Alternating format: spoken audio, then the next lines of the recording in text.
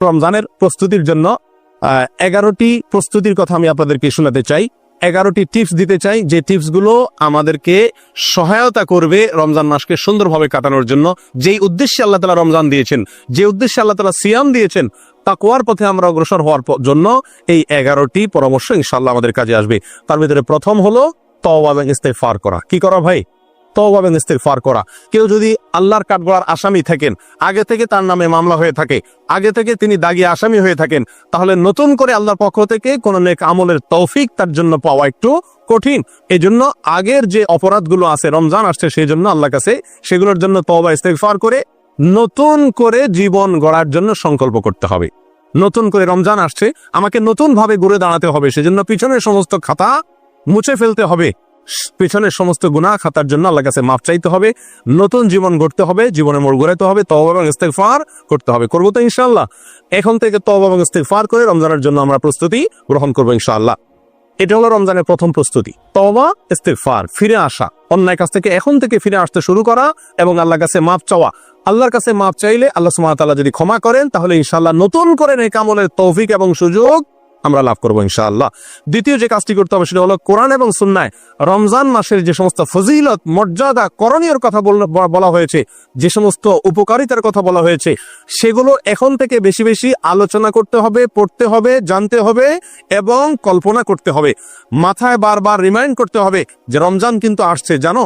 হে আমার প্রবৃত্তি, নিজকে নিজে বলতে হবে যে যে রমজান আসছে সেই রমজান আমার জান্নাতে যাওয়ার সুযোগ, সেই রমজান আল্লাহকে সবচেয়ে বেশি সন্তুষ্ট করার সর্বোত্তম উপায়, এই রমজান জান্নাতের বিশেষ গেট দিয়ে প্রবেশের এক সুবর্ণ সুযোগ, এই রমজান আমার পূর্বের সব গুনাহ খাতাকে মাফ করার উপায়, এই রমজান আমার জীবনকে পরিবর্তন করার উপায়, এই রমজান শয়তানের সঙ্গে যে আমার কুস্তি চলে, লড়াই চলে, সে আমাকে অন্যায় করাতে চায়, আমি ভালো থাকতে চাই, সেই লড়াইয়ে আমার জেতার সুযোগ, কারণ আল্লাহ শয়তানকে এই মাসে বেঁধে রাখেন, আমার সুযোগ এই মাসে আমি তাকে হারিয়ে জান্নাতি হওয়ার সুযোগ পেতে পারি।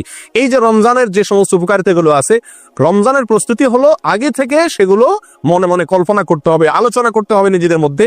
তাহলে কি হবে? রমজানের জন্য আমরা মানসিকভাবে কি হব? প্রস্তুত হতে পারবো ইনশাআল্লাহ।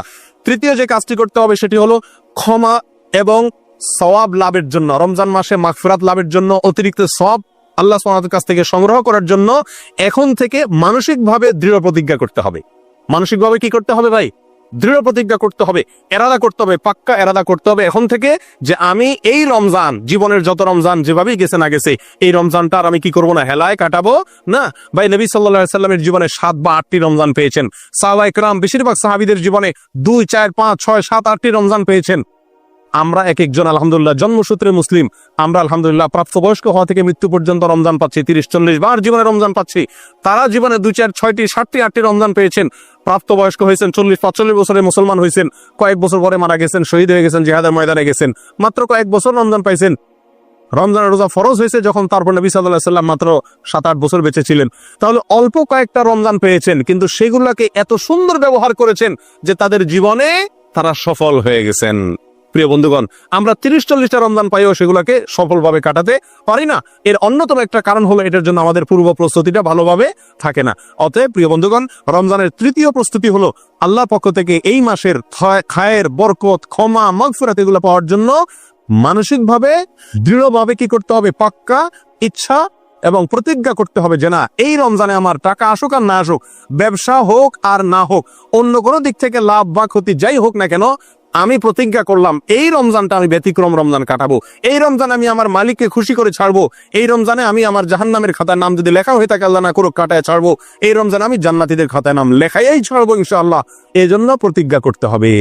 4 নম্বর যে প্রস্তুতিটা নিতে হবে প্রিয় বন্ধুগণ, সেটা হলো এই রমজানের আগে গত বছর বা তার আগের জীবনের কোনো রমজানের রোজা যদি কাজা হয়ে থাকে, এই শাবান মাসে শেষ হতে না হতেই সেই রোজাগুলো আগে কি করতে হবে? রাখতে হবে। একটি রমজান আসার আগে আগেই পূর্বের রমজানের রোজা কি করতে হয়? কাজা করে শেষ করতে হয়। যদি থেকে থাকে সেগুলো পূরণ করতে হবে। মা বোনদের থাকার সম্ভাবনা থাকে তাদের শেষ করার জন্য উৎসাহ দিতে হবে। নিজেদের থাকলে কোনো অসুস্থতার কারণে বা কোনো কারণে যদি রমজানের রোজা বাদ যেয়ে থাকে, তাহলে এই রমজানের আগে আগে সেগুলো শেষ করতে হবে। এটা হলো 4 নম্বর প্রস্তুতি। নাম্বার 5, আল্লাহ সুবহানাহু ওয়া তাআলা সাধারণ যে ক্ষমা ঘোষণা করেন রমজান মাসে, ওয়ালিল্লাহি উতাকাউ মিনান নার, আল্লাহ সুবহানাহু ওয়া তাআলা রমজান মাসে বহু লোককে ক্ষমা করে দেন, বহু লোককে আল্লাহ তাআলা কি করেন? ক্ষমা করে দেন, মুক্ত করে দেন জাহান্নাম থেকে। এই যে আল্লাহ সাধারণ ক্ষমা, এটা পাওয়ার জন্য কোন কোন হাদিসে কয়েকটি শর্ত আছে, তার ভিতরে একটি হলো শিরক থেকে মুক্ত হওয়া। কি থেকে মুক্ত হওয়া? শিরক থেকে মুক্ত হওয়া। আরেকটা হলো হিংসা থেকে মুক্ত হওয়া। রমজান আসছে, আল্লাহ তাআলা অটোমেটিক স্বয়ংক্রিয়ভাবে সাধারণ ক্ষমা, গণহারে ক্ষমা করে দিবেন বহু মানুষকে। আমার নামটাও সেখানে যেন ঢুকে যায় বিনা কষ্টে। তার জন্য আমাকে দুটি কাজ বিশেষভাবে করার চেষ্টা করতে হবে। এক, অন্তর থেকে হিংসাকে মুছে ফেলতে হবে। দুই, শিরক থেকে নিজেকে পরিচ্ছন্ন এবং পবিত্র করতে হবে। এই দুটো কাজ যদি আপনি করতে পারেন, তাহলে রমজান মাসের সাধারণ ক্ষমা পাওয়ার জন্য আপনি ইনশাআল্লাহ উপযুক্ত হয়ে যাবেন। তাহলে এখন থেকে রমজানের যে 5 নম্বর প্রস্তুতি, সেটা হলো সাধারণ ক্ষমা লাভের জন্য হিংসা এবং শিরক থেকে নিজেকে কি করতে হবে? পবিত্র এবং পরিচ্ছন্ন করে নিতে হবে। প্রিয় বন্ধুগণ, রমজানের 6 নম্বর প্রস্তুতি হলো রমজান এবং সিয়াম, রোজা সম্পর্কিত মাসালা মাসাইল যেগুলো আছে সেগুলো সব অর্জন করতে হবে। ফরজ এর এলেম শিক্ষা করা ফরজ, সুন্নতের এলেম শিক্ষা করা সুন্নত, ওয়াজিবের এলেম শিক্ষা করা ওয়াজিব। প্রিয় বন্ধুগণ, অতএব রমজান মাসে রোজা কিসে বা ভাঙে, কিসে দুর্বল হয়, কিসে সেটার মান কমে যায়, কিসে তার মান বাড়ে, কিভাবে করা উচিত, কিভাবে করা উচিত নেই সংক্রান্ত জ্ঞান অর্জন করতে হবে। ঠিক না ভাই? ঠিক। এটা আমাদেরকে রমজানের প্রস্তুতির অংশ হিসাবে করতে হবে। 6 নম্বর। 7 নম্বর যে প্রস্তুতিটা নিতে হবে সেটা হলো পিছনের যে সমস্ত রমজান আমাদের কেটে গেছে, গত বছর তা আগের বছর বিভিন্ন রমজান চলে গেছে না, সেই রমজানগুলোতে আমরা আমল করতে পারি নাই অনেকে। ঠিক না ভাই? ঠিক। রমজানের পরে আফসোস করি। আফসোস করে লাভ নাই। আগে থেকে ভালো করে প্রস্তুতি না নিলে আপনার সময় চলে যাবে ঠিকই, আবার প্রত্যেক রমজানের পরে কি করবেন? আক্ষেপ করবেন, হায় আফসোস করবেন। কোনো লাভ নাই, এটা অযথা আফসোস করা। প্রিয় বন্ধুগণ, বিগত রমজানগুলোতে আমি কেন নেকামল করতে পারি নাই? কেন আমার তারাবিটা পড়া হয় নাই? কেন আমার কোরআন কারীম ভালো করে পড়া হয় না একবার? কেন আমার অর্থ সহকারে কোরআন বোঝা হয় নাই? কেন আমার কোরআনের হালাকে বসা হয় নাই? কেন আমার প্রচুর পরিমাণ দান করা হয় নাই? কেন আমার অমুক কাজটা করা হয় নাই? কেন মিসকিনদেরকে ইফতার করে দিতে পারি নাই? কেন রোজাদারকে ইফতার করে দিতে পারি নাই? কেন দান দক্ষিণা করতে পারি নাই? কেন ওই আমলটা করতে পারি নাই? কেন তো সে আমলটা করতে পারি নাই? কেন ইতিকাফ করতে পারি নাই? কি সমস্যা ছিল? সেগুলো এবার রমজানের আগে চিহ্নিত করতে হবে যে গত বছর আমি কেন করতে পারি নাই। বন্ধুর কারণে, রুমমেটের কারণে, টাকার লোভের কারণে, কি সমস্যার কারণে, সেটাকে চিহ্নিত করতে হবে। করে এই বছর রমজানের আগে আগে সেই কারণগুলো থেকে নিজেকে পরিচ্ছন্ন করে নিতে হবে। তাহলে ইনশাআল্লাহ এবার রমজানটা আপনি সুন্দরভাবে এবং ভালোভাবে কাটাতে পারবেন। আল্লাহ তাআলা আমাদেরকে তৌফিক দান করেন। প্রিয় বন্ধুগণ, 8 নম্বর প্রস্তুতি হলো রমজানের যে নেক আমলগুলো আছে এগুলো শাবান থেকেই তার প্রস্তুতিমূলক রিহার্সেল শুরু করে দিতে হবে, মহড়া শুরু করে দিতে হবে। গুরুত্বপূর্ণ কোনো কাজের আগে থেকে মানুষ কি দেয়? মহড়া দেয়। রমজান আসছে, এই জন্য রোজা রাখতে হবে। শাবান মাসে নবী সাল্লাল্লাহু আলাইহি ওয়াসাল্লাম রোজা শিখিয়েছেন। মহড়া এখন থেকে কোরআন তেলাওয়াতের অভ্যাস করা যাতে রমজান করতে সুবিধা হয়, এখন থেকে রমজানের আমলগুলোর কি দিতে হবে? মহড়া দিতে হবে। এটা হলো রমজানের 8 নম্বর প্রস্তুতি। 9 নম্বর যে প্রস্তুতির কথা বলবো সেটি হলো যাতে সুন্দরভাবে ব্যবহার করতে পারি, রমজান মাসের 24 ঘন্টার রুটিন করতে হবে। কি করতে হবে ভাই? রুটিন করতে হবে। সকাল থেকে সন্ধ্যা পর্যন্ত ডিউটিতে থাকি আর যেখানেই থাকি, আমি কোন মুহূর্তটি কিভাবে আল্লাহকে সন্তুষ্ট করার চেষ্টা করব, কোন মুহূর্তটি আমি ডিউটির সময় আল্লাহকে কিভাবে সন্তুষ্ট করার চেষ্টা করব, রুমে আসার পরে আমার মালিককে কিভাবে সন্তুষ্ট করব, আমি কিভাবে আল্লাহর অসন্তুষ্টি পথ থেকে ফিরে আসব, পুরা দিনের ছক আঁকা।